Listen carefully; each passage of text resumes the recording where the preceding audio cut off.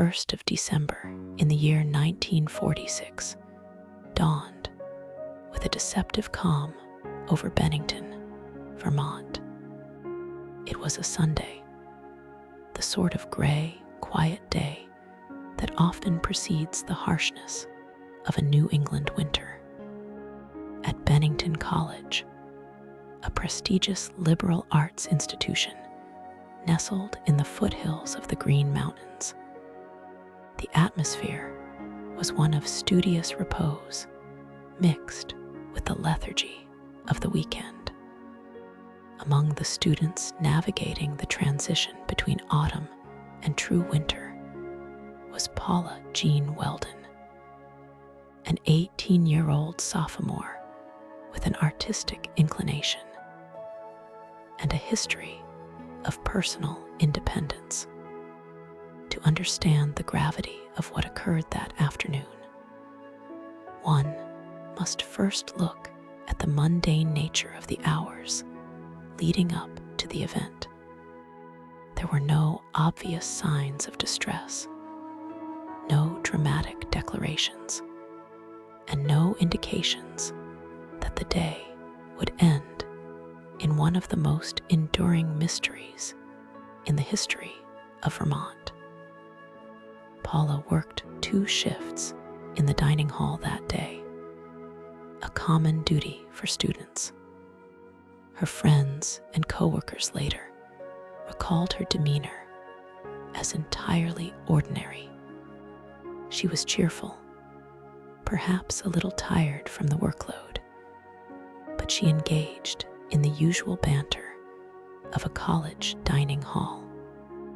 There was talk of upcoming exams and the holiday break that was just around the corner.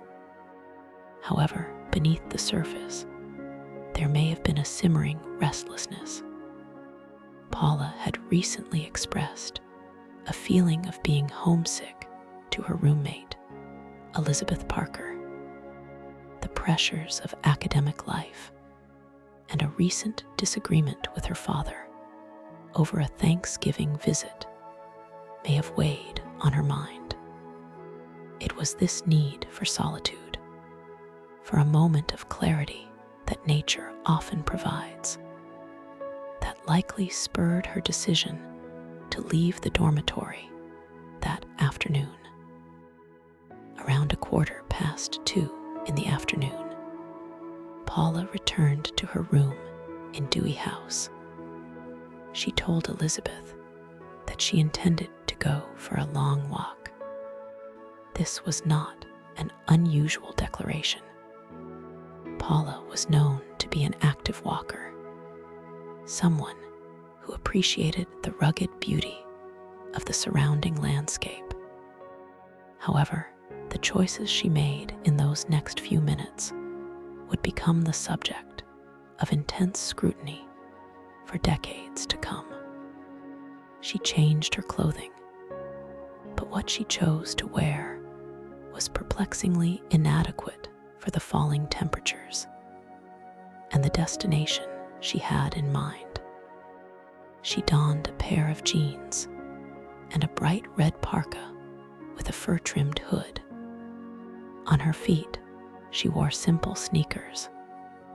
She took no hat, no gloves, and no extra layers.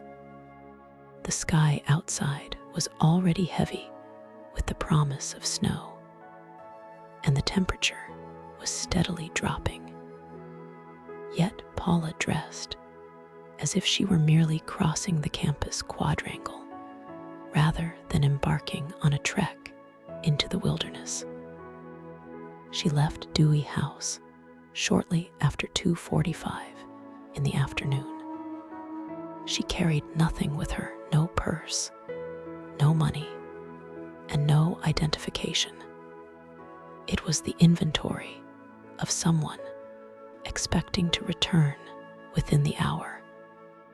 Her roommate, Elizabeth, did not think twice about it at the time. Students frequently walked the local roads to clear their heads.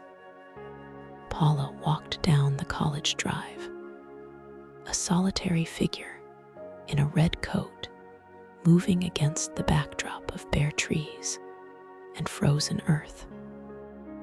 Her journey from the safety of the campus to the wild isolation of the long trail was marked by a series of interactions that serve as the breadcrumbs of her final known movements.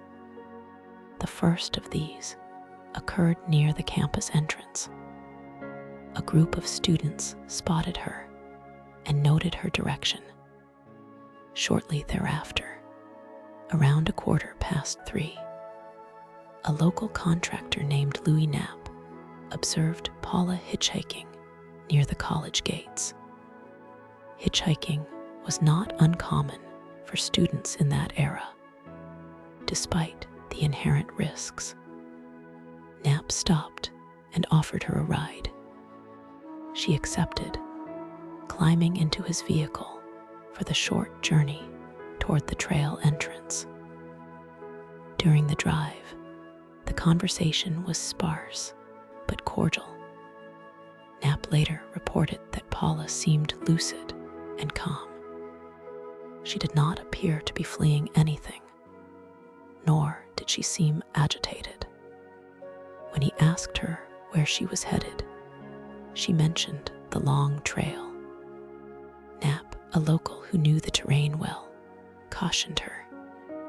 He noted that it was late in the day to be starting a hike, especially dressed as she was. The sun sets early in Vermont in December, and the darkness in the mountains comes swift and absolute. Paula reportedly dismissed the concern lightly, perhaps with the confidence of youth or the specific determination of someone who simply needed to walk until they felt better. She exited the vehicle in North Bennington, near the start of the trail system known as the Long Trail. The Long Trail is a rugged footpath that runs the length of Vermont, traversing the highest peaks of the Green Mountains. The section Paula approached led toward Glastonbury Mountain, an area with a history so strange and filled with anomalies that it would later become a focal point for folklore researchers. In 1946, however, it was simply a dense, unforgiving wilderness adjacent to civilization. The transition from the town to the woods is stark. One moment, there are houses and roads the next. There is only the silence of the timberland. At approximately 4 p.m, the light began to fail. The gray sky turned a darker shade of slate, and the wind began to pick up, biting through thin layers of clothing. It was at this crucial juncture that the final confirmed sightings of Paula Jean Welden occurred. Several witnesses placed her on the harbor road, heading toward the trail. The most significant of these accounts came from a local watchman named Ernie Whitman and an elderly couple who were also walking in the area. Whitman, who was in the vicinity of a camp he looked after, saw the young woman in the red parka approaching the trail entrance. He, like Knapp, felt compelled to speak up. He warned her about the conditions. He told her that she was not dressed for the mountain, and that night was falling. Paula acknowledged him, but continued walking. There is a haunting quality to this interaction, a final opportunity to turn back that was politely declined. She seemed driven by a singular purpose, whether it was to reach a specific viewpoint or simply to exhaust her own anxieties through physical exertion. Following closely behind her on the trail were the elderly couple. They estimated they were about 100 yards behind the student. They could see the flash of her red parka through the trees as the path wound upward. The terrain here becomes more difficult, the ground uneven and covered in fallen leaves and dusting snow. The couple maintained their pace, assuming they would catch up to her, or at least keep her in sight.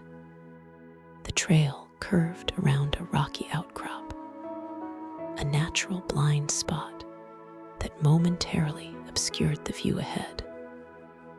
When the couple rounded that same bend only moments later, they expected to see the red coat of the young woman ahead of them. Instead, they saw nothing. The trail stretched out before them, empty and silent. There were no branching paths at that specific point that would easily explain a sudden departure. It was as if she had simply ceased to be. They paused, perhaps listening for the sound of footsteps crunching on the gravel or the rustle of brush. But the woods were quiet. They assumed, perhaps logically, that she had quickened her pace significantly or had stepped off the trail for privacy. They continued their walk for a short while longer before the encroaching darkness forced them to turn back. They did not see her again on their return journey. Back at Bennington College, the rhythm of the evening began to settle in. The dining hall opened for dinner, and students gathered to eat and socialize. Elizabeth Parker, Paula's roommate, expected her friend to return by dinner time. Paula was a responsible student, not prone to worrying others. When she did not appear for the meal, Elizabeth felt the first twinge of concern, though she rationalized it. Perhaps Paula had met friends in the library or had lost track of time. However, as the evening progressed, the concern deepened. The college had a strict policy regarding checking in and out. Students were required to sign a book if they were leaving campus for extended periods, particularly in the evening. Paula had not signed out for an overnight stay. By the time the curfew approached, the silence in their room at Dewey House became oppressive. The temperature outside had plummeted, and the snow that had been threatening all day began to fall in earnest. The wind howled around the dormitory, a stark reminder of the conditions out on the mountain. Elizabeth notified the house mother, who in turn contacted the college administration. A search of the campus was initiated. They checked the library, the art studios, and the common rooms. They knocked on the doors of friends and acquaintances. No one had seen Paula since the afternoon. The bright red parka, which should have been a beacon, was nowhere to be found. The reality of the situation began to set in. A young woman, unprepared for the elements, was missing in the Vermont wilderness during a freezing night. The timeline of that Sunday is a sequence of mundane actions leading to an impossible conclusion. A student goes for a walk. She is seen by friends. She accepts a ride, She is warned by locals. She is followed by fellow walkers. And then, in the span of a few seconds, between one visual confirmation and the next, she vanishes. The incident itself is defined not by a chaotic struggle or a witnessing of a tragic event, but by the profound absence of information. The transition from presence to absence was instantaneous. As midnight approached on the 1st of December, the college administrators made the difficult decision to contact Paula's family. Her father, a successful architect living in Connecticut, received the call in the early hours of the morning. The news that his daughter had not returned from a walk was initially met with confusion, then swiftly replaced by dread. He immediately began the journey north, driving through the night to reach Bennington. By the time the sun rose on the 2nd of December, the landscape had changed. The snow covered the ground, masking whatever tracks might have been left the evening before. The incident was no longer just a student staying out late. It was a developing crisis. The disappearance of Paula Jean Welden had begun, transforming the quiet town of Bennington into the center of a massive search operation. But in those dark, cold hours of Sunday night, the mystery was just taking root in the silence of Glastonbury Mountain, where a girl in a red coat had walked around a corner and stepped out of history. The questions of what happened in those final moments on the long trail would haunt the region for generations, marking the beginning of a legend that would far outlast the memories of those who stood on the trail and watched her walk away. When looking at the disappearance of Paula Jean Welden from the perspective of an investigator, one is immediately struck not by the silence of the forest, but by the overwhelming noise of contradictions. The case is defined less by the absence of evidence and more by the presence of anomalies that simply do not fit together. To understand why this case has lingered in the public consciousness for nearly 80 years, one must dissect the specific irregularities that turned a search for a missing hiker into a labyrinth of confusion. The first, and perhaps most striking anomaly, is the matter of her clothing and preparation. Paula was an experienced walker. She knew the outdoors, and she was familiar with the temperament of New England weather.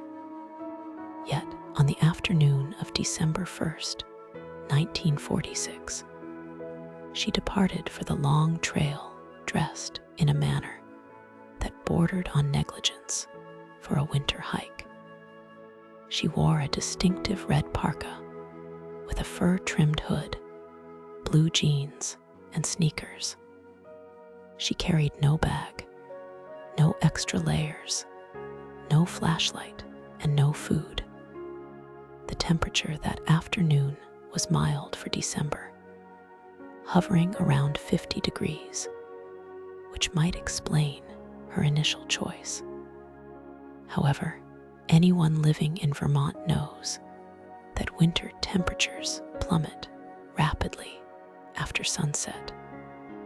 The mercury was forecasted to drop below freezing that night, with snow flurries approaching. For a young woman described by her peers as sensible and intelligent to walk 4 miles into a dense wilderness as the sun was already beginning its descent. Equipped with nothing but a light jacket and sneakers, presents a psychological puzzle. It suggests either a naive underestimation of the elements, which seems out of character, or an intention to return very quickly, perhaps after meeting someone. This leads us to the second anomaly, which involves the physical timeline of her movement along the long trail. Several witnesses reported seeing Paula walking toward the trail entrance. The most credible sighting came from a local resident named Ernie Whitman and his companions. They were walking out of the woods as Paula was walking in. According to their account, they saw the girl in the red coat. She asked them about the length of the trail, and they warned her that it was getting late, and she was not dressed for the cold. She acknowledged them, but continued walking north. This interaction places her clearly on the path. The anomaly arises from what happened immediately after.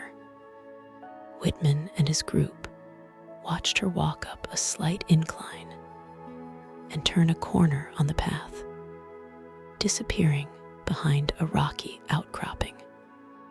The distance between the witnesses and the corner was roughly 100 yards. When Whitman and his friends reached that same corner only moments later, the trail ahead was empty. The visibility along that stretch of the long trail is relatively good, with bare trees allowing one to see far into the distance. In the span of perhaps 3 minutes, Paula had vanished from a straight path.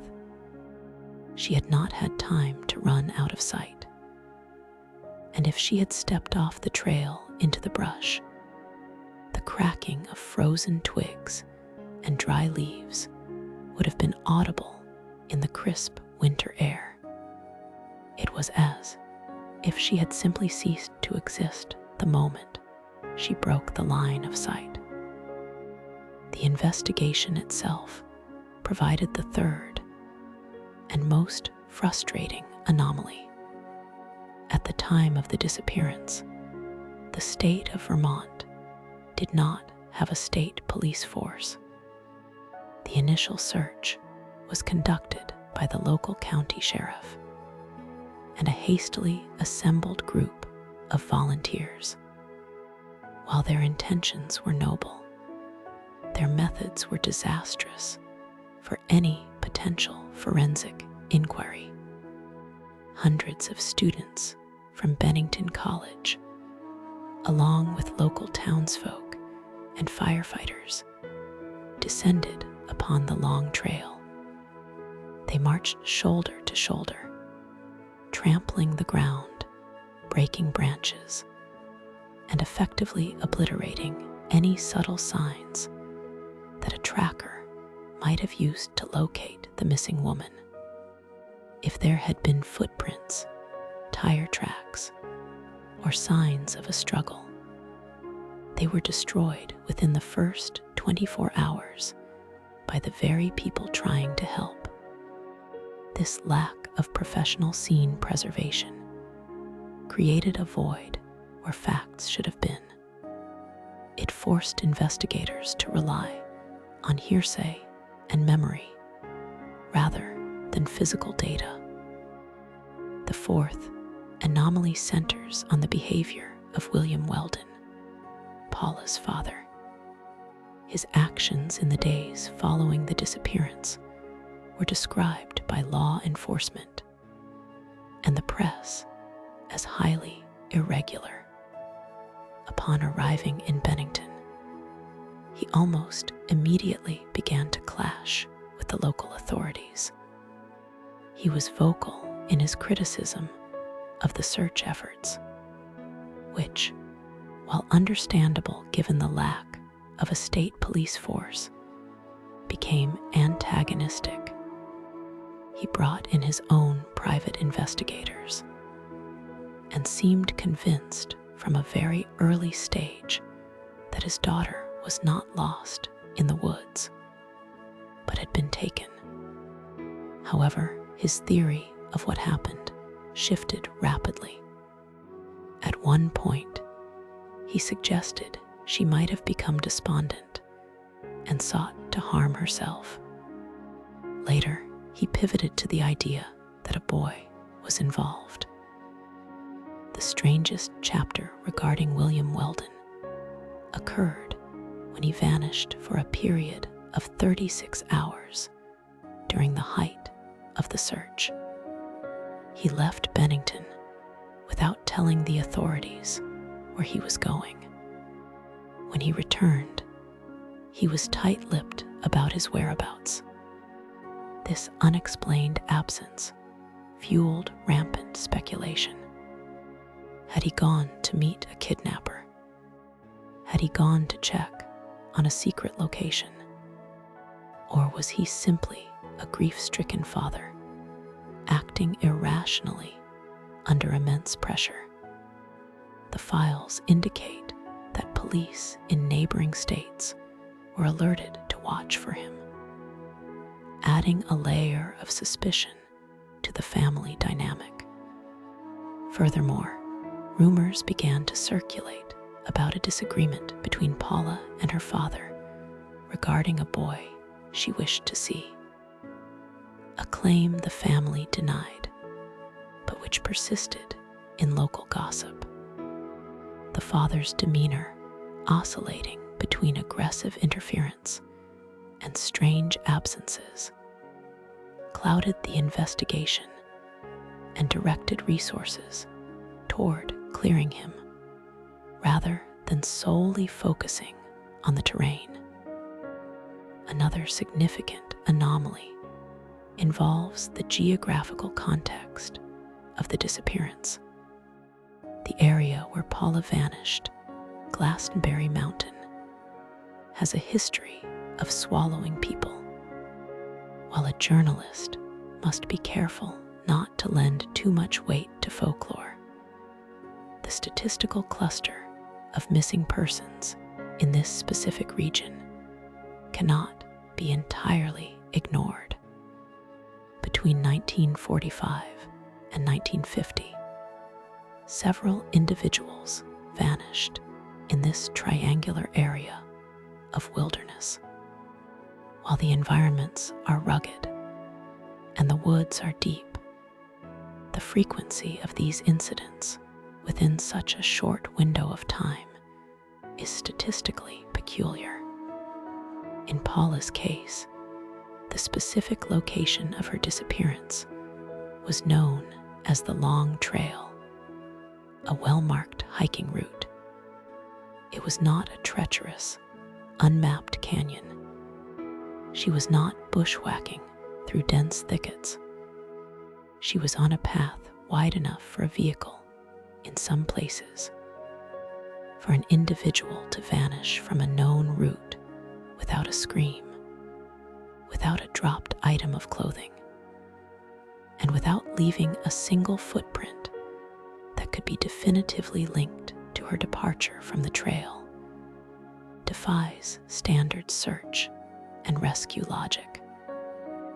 There were also reports of a vehicle that became a point of fixation for investigators, yet remained an unresolved anomaly.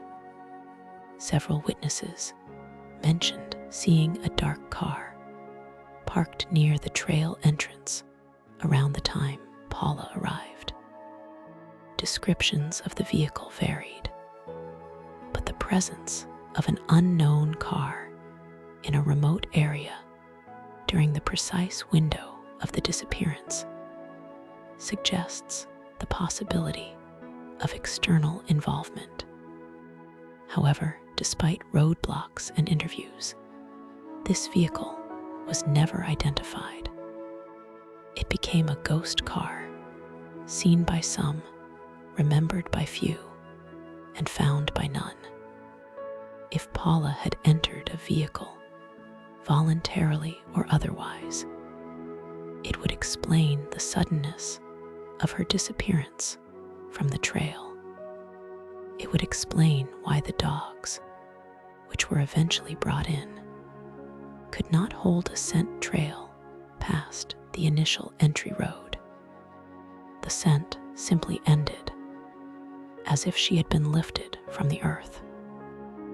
Finally, we must consider the anomaly of the post-disappearance sightings. In the weeks and months that followed, reports of Paula Jean Welden came in from across the country. A waitress in Fall River, Massachusetts, was certain she had served her. A conductor on a train in Albany thought he saw her sitting alone. These sightings are common in high-profile cases, often attributed to mass hysteria or wishful thinking. However, the sheer volume and the geographic spread of these reports forced the FBI to chase leads as far away as Florida. It created a narrative that perhaps she had not died on the mountain, but had chosen to leave. This theory of a staged disappearance was bolstered by the fact that her bank account was untouched. Yet, the rumors of a secret life or a hidden pregnancy, common tropes in that era to explain the unexplainable, persisted. When one steps back and views the entire tableau, the disappearance of Paula Jean Welden is less about a girl walking into the woods and more about a series of events that refused to align with reality. The red coat that should have been a beacon against the snow was never seen. The trail that was populated with hikers became a vacuum the moment she turned a corner. The father, who should have been the investigation's greatest ally, became an adversary. The weather, the lack of police, the trampling of evidence, and the phantom car all conspired to erase a human being from existence. These anomalies do not point to a single conclusion. Instead, they act as a shattered mirror, reflecting dozens of possibilities, none of which offer a complete picture of what happened on that cold December afternoon. The facts, as they stand, remain mutually exclusive, leaving us with a mystery that feels as dense and impenetrable as the Vermont woods themselves. The weeks following the disappearance of Paula Jean Welden were defined not by what was found, but by the maddening accumulation of what was not.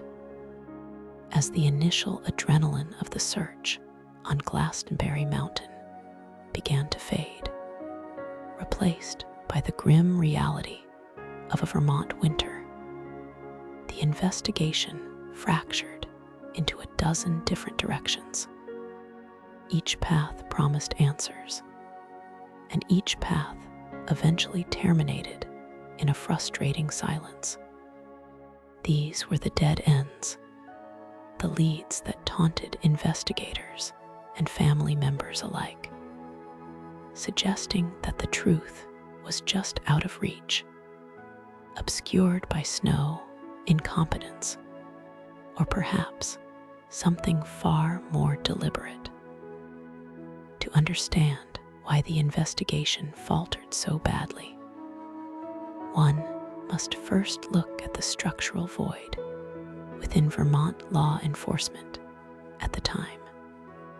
In 1946, the state of Vermont possessed no state police force.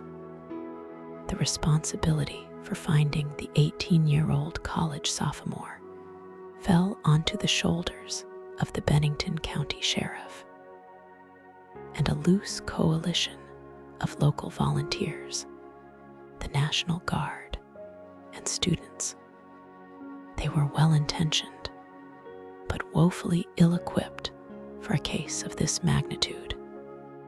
When it became clear that the local resources were insufficient, Governor Mortimer Proctor called in assistance from outside the state, specifically the Connecticut State Police. This decision, while necessary, created immediate friction. Two investigators from Connecticut, Captain Ralph Buckley and Detective Frank Vernelli, arrived in Bennington with a reputation for solving difficult cases. However, their presence was met with resistance from local authorities who felt undermined. This clash of jurisdictions meant that information was not always shared freely, and egos often took precedence over the preservation of evidence. While the locals were convinced Paula had succumbed to the elements on the mountain, the Connecticut investigators leaned toward the theory that a crime had occurred, or that she had willfully vanished. One of the most persistent and unsettling dead ends involved the reports of a male companion.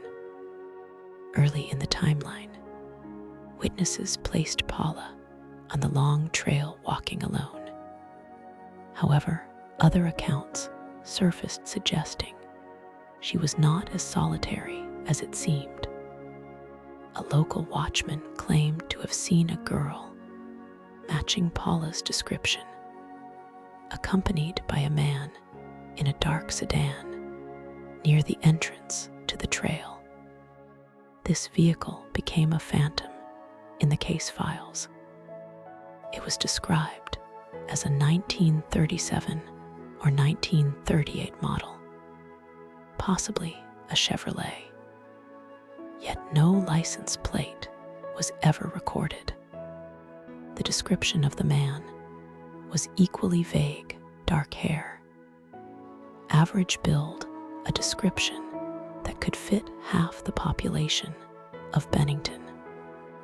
Despite roadblocks and rigorous questioning of local residents, the car and its driver were never identified.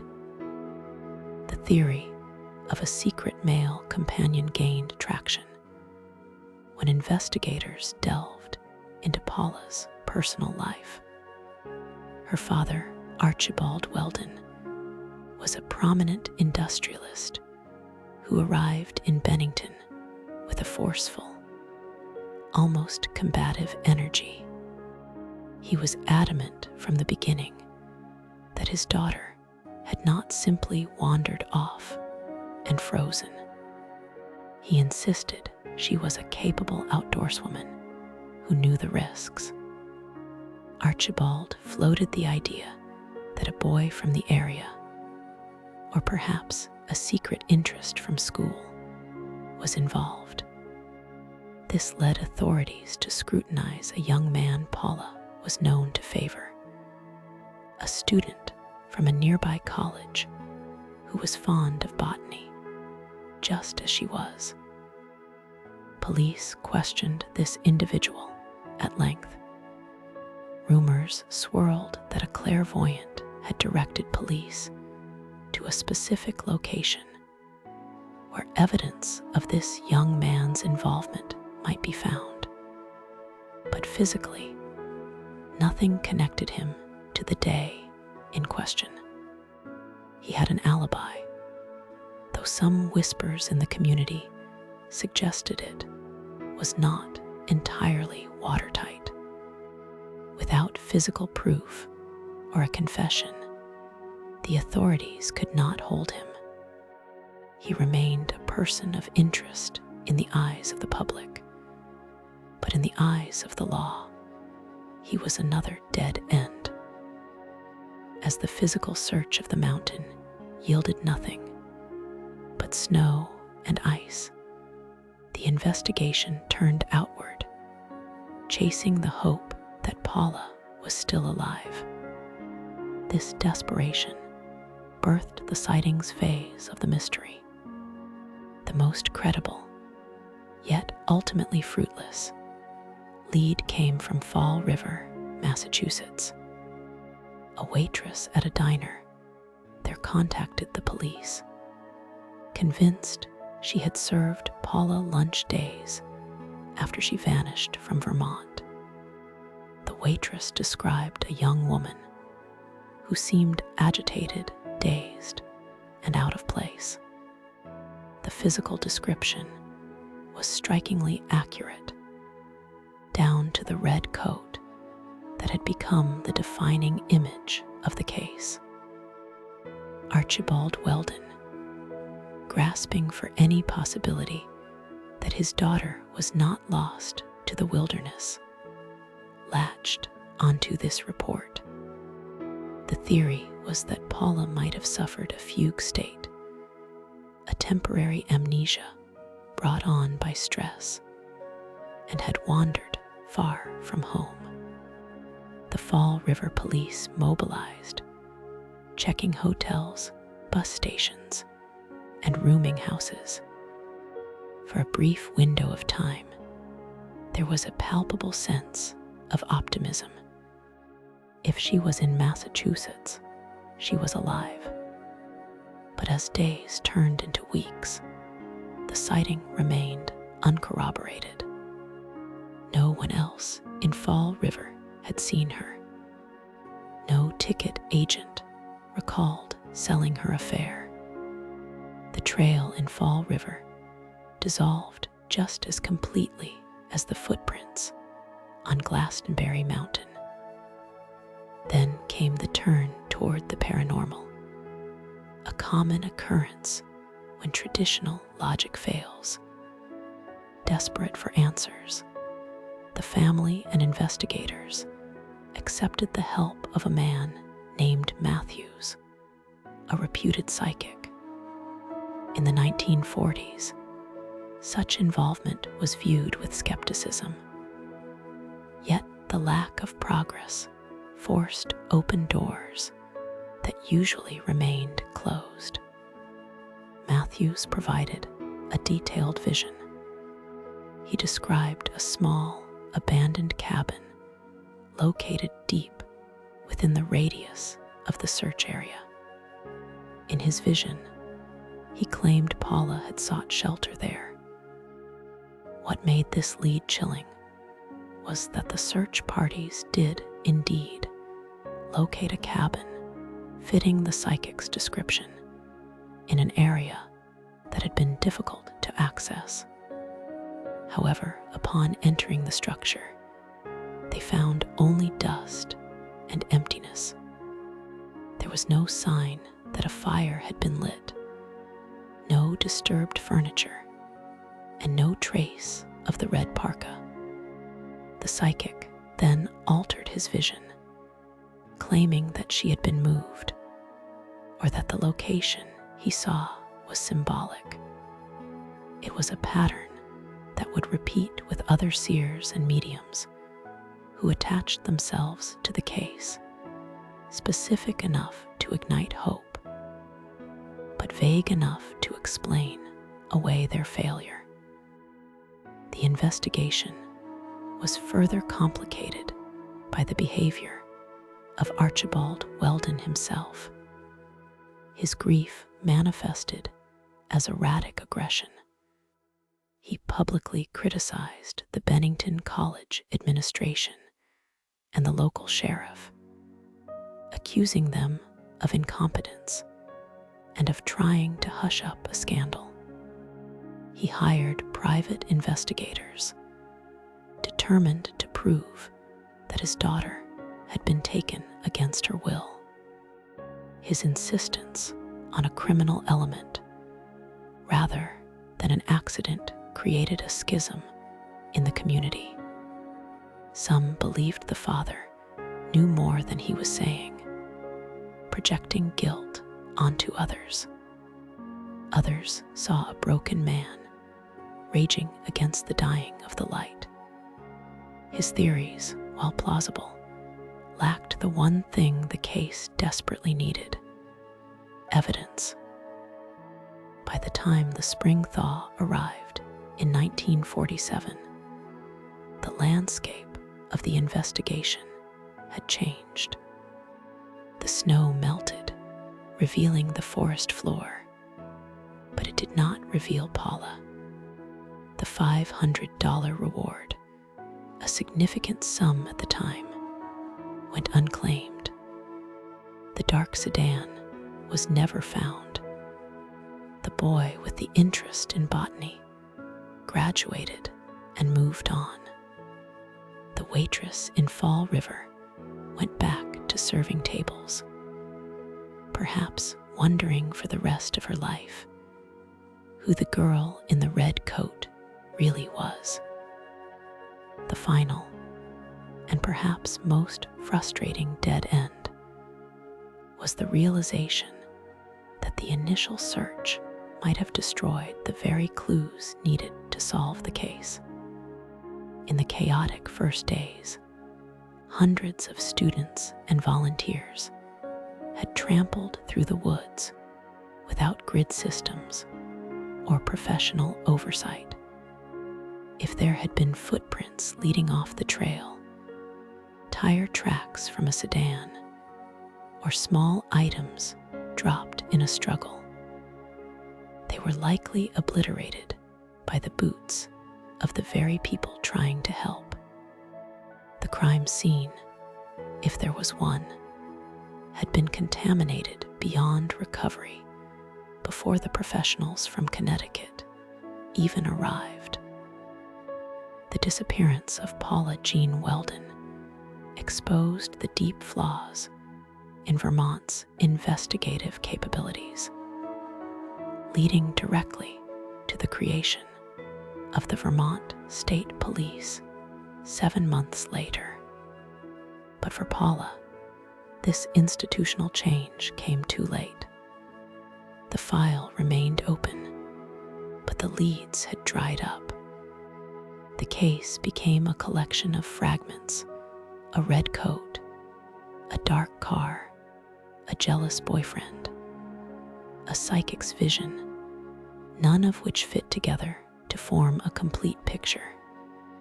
The mountain kept its secret, and the investigation settled into a long, uneasy silence, leaving behind only questions that would haunt the region for decades to come. The wind that sweeps through the green mountains of Vermont carries a distinctive chill in early December, a biting frost that settles deep into the valleys and clings to the dense pine forests.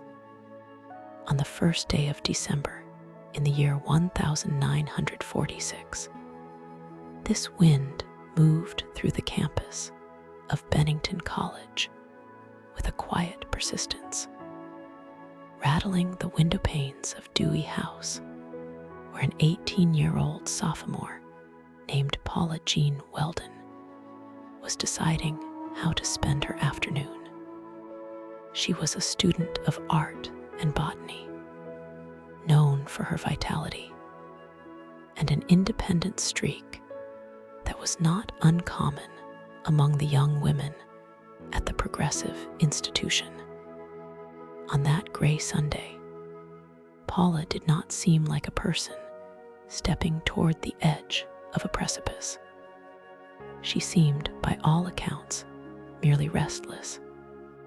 The lingering signal of her presence begins here, in the ordinary decisions of a quiet afternoon that would spiral into one of the most enduring mysteries of New England. Paula had finished her shift at the dining hall and returned to her dormitory.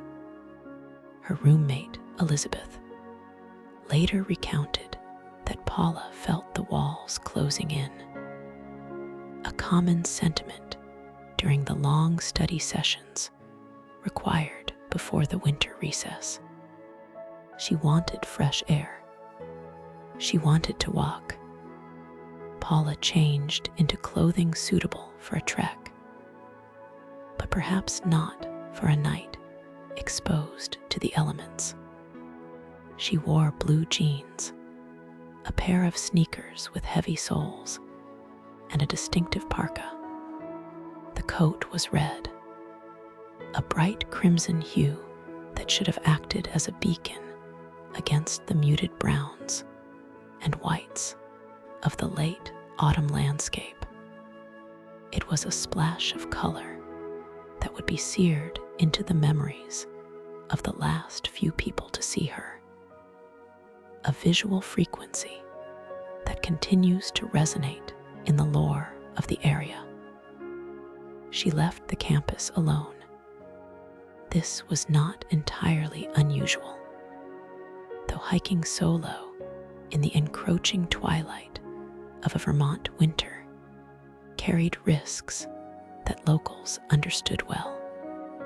Paula headed toward the long trail, a rugged footpath that cuts through the wilderness, aiming specifically for the area near Glastonbury Mountain.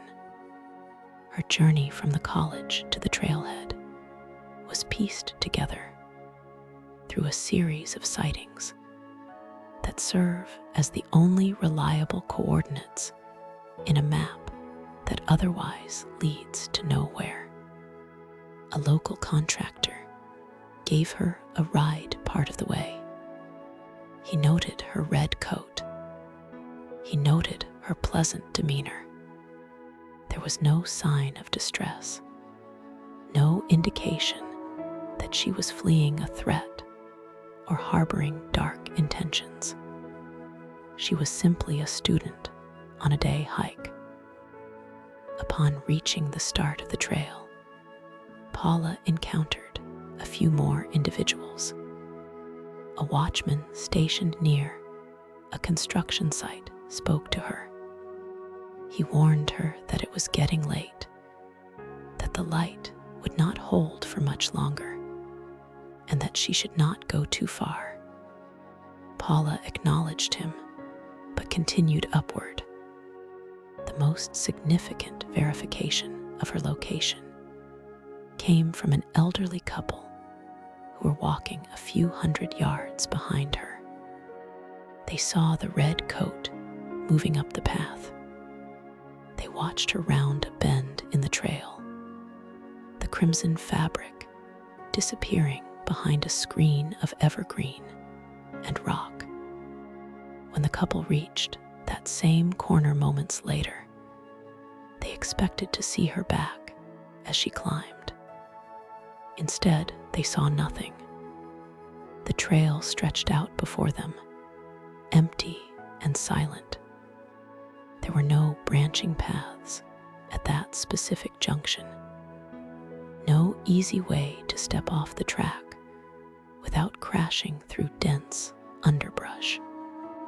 In the span of a few minutes, Paula Jean Welden had simply ceased to be visible. The alarm was not raised immediately. At a college like Bennington, students often stayed out late or visited friends in other dormitories. It was not until Paula missed her classes the following Monday that the administration realized something was wrong. The transition from concern to full-scale emergency happened rapidly. The initial search began on campus, with students and faculty checking the library, the art studios, and the common rooms.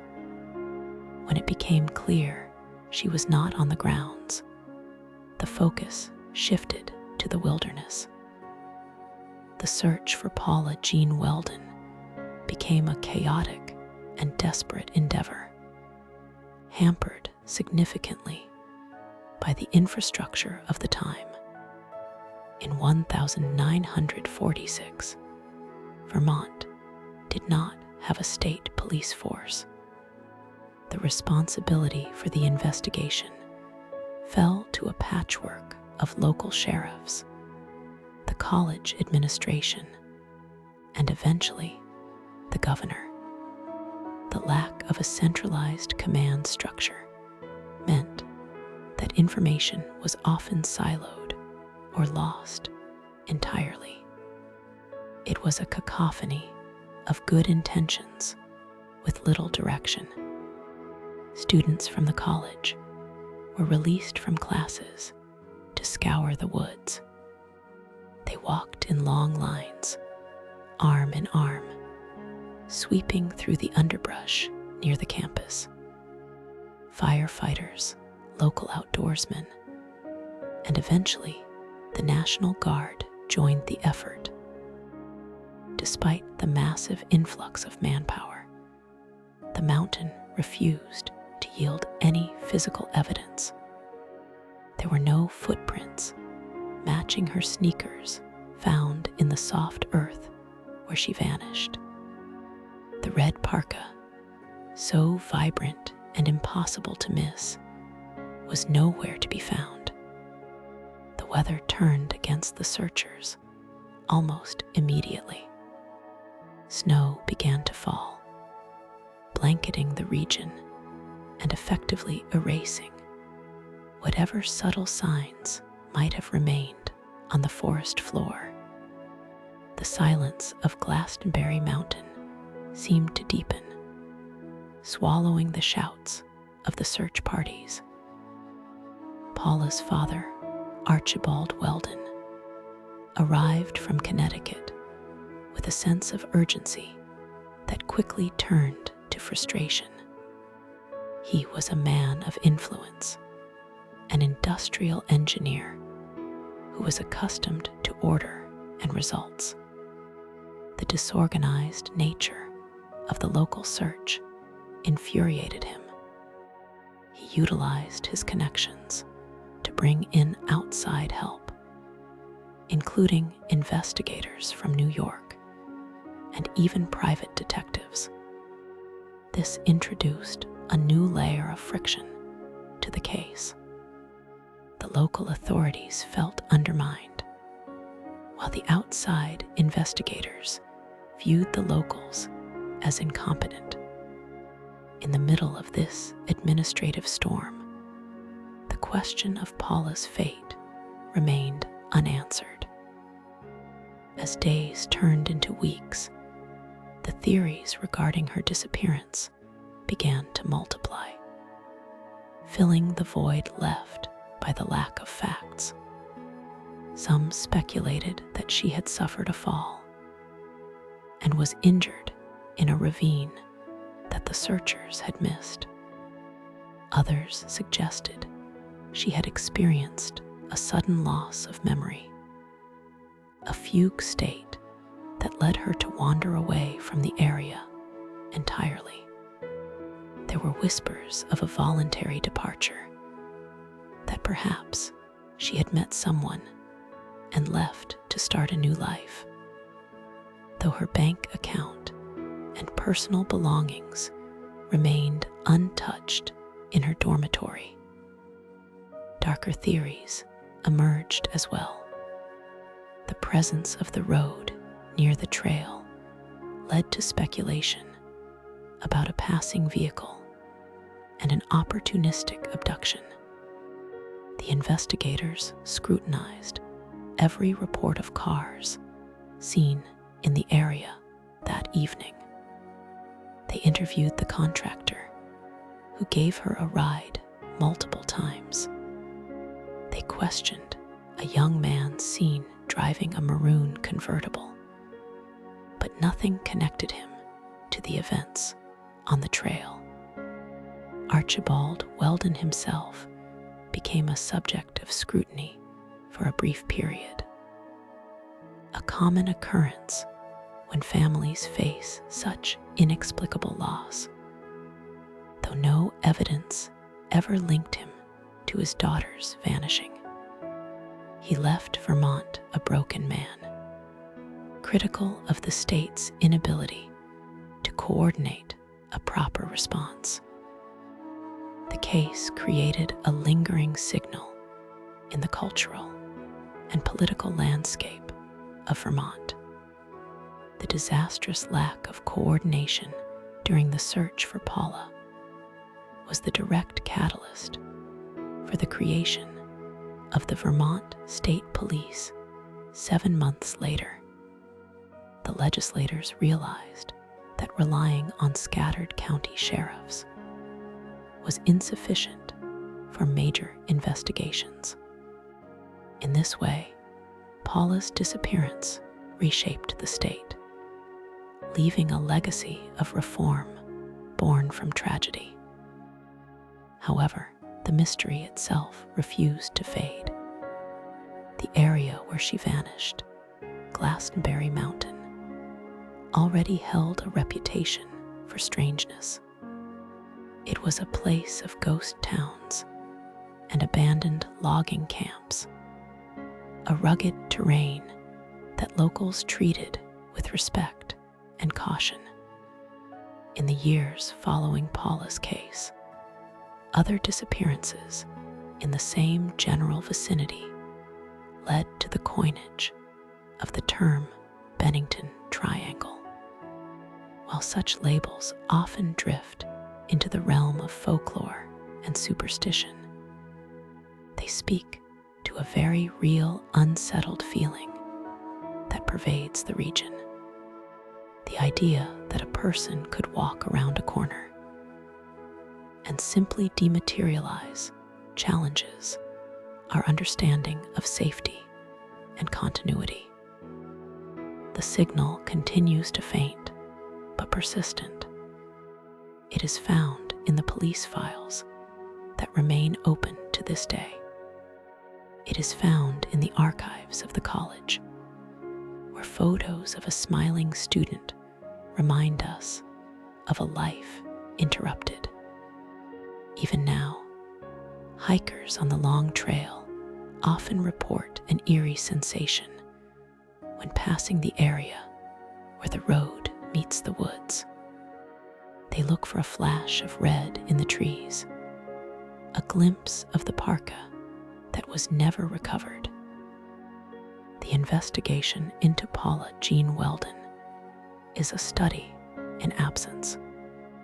It is a story defined not by what was found, but by what was not. There was no note, no struggle, no witness to the final moment. There was only the walk, the wave to a watchman, the view of a red coat from a distance, and then the enduring silence of the mountain. The timeline of that Sunday afternoon is meticulous until it is not. One moment, she is a student on a break. The next, she is a statistic, a file number, a ghost story told to warn travelers about the indifference of the deep woods. The search eventually wound down. The volunteers returned to their lives, and the snows of 1946 hardened into ice. But the question remained: how does a young woman vanish while people are watching?